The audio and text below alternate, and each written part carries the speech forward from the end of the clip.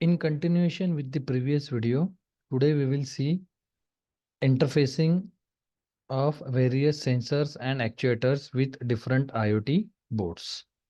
Every sensor have various pins for power supply, ground and data input. These sensor works on 3.3 volt while some sensors work on 5-volt power supply. There are different types of sensors and every sensor require power supply to start and to generate the data. So some sensors will work on 3.3 volt power supply, whereas some sensors are going to work on 5-volt power supply. Various IoT boards have the mechanism of giving the power supply for 3.3 volt as well as 5 volt in both the makes. Therefore, IoT devices have both 3.3 volt and 5 volt pins as well as some adequate ground pins also.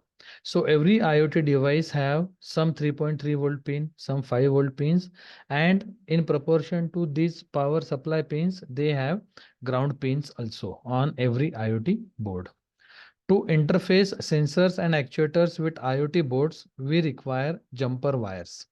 These jumper wires are the special types of wire which are used for connecting sensors and actuators with your either Arduino or Raspberry Pi or Node MCU or any other IoT device. After interfacing various sensors and actuators to the IoT devices, power supply will be given to that IoT device where the sensors and actuators are going to be connected. So that power supply can be given either through your electricity or you can give the power supply through the your system or your CPU or your computer system also.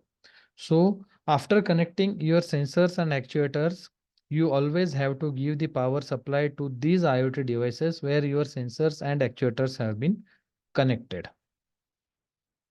This will help IoT devices to sense data with the help of various sensors interface to it.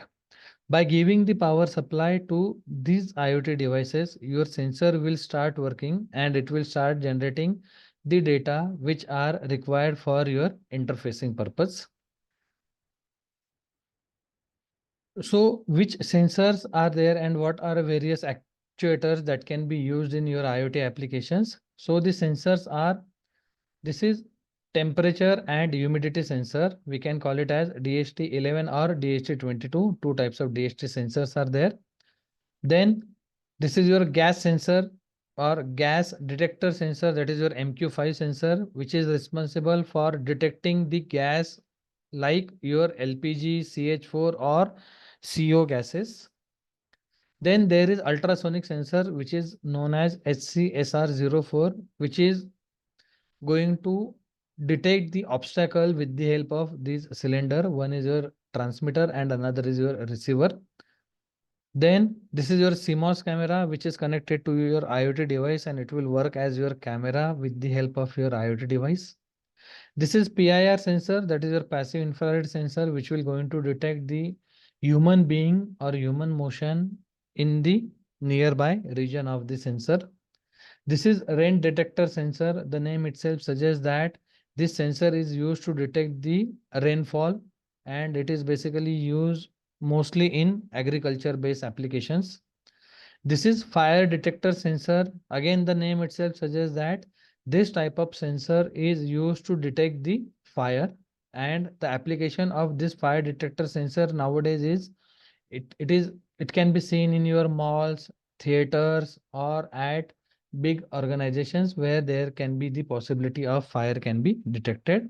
So these are some of the commonly used sensors with your IoT devices, whereas commonly used actuators are, this is your DC motor or simply you can call it as a motor.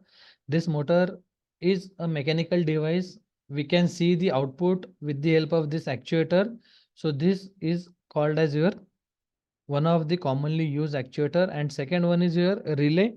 This relay is actually working as your switch which will going to turn on or turn off your device. It is similar to your electrical switch.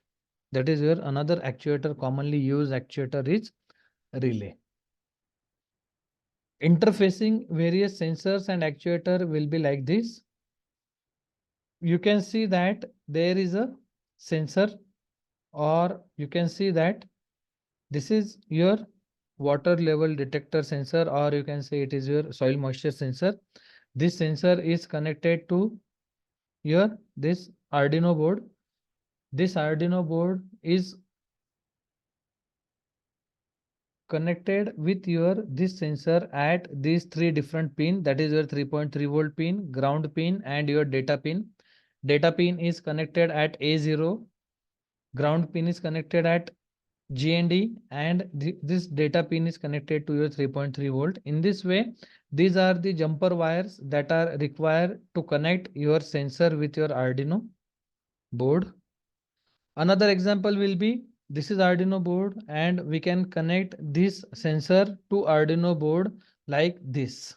So this is how the interfacing of your sensors or actuators will be done with your Arduino board. And to interface your sensor or actuator with your Arduino board, you require special types of cable which are called as your jumper wires or jumper cables. Thank you.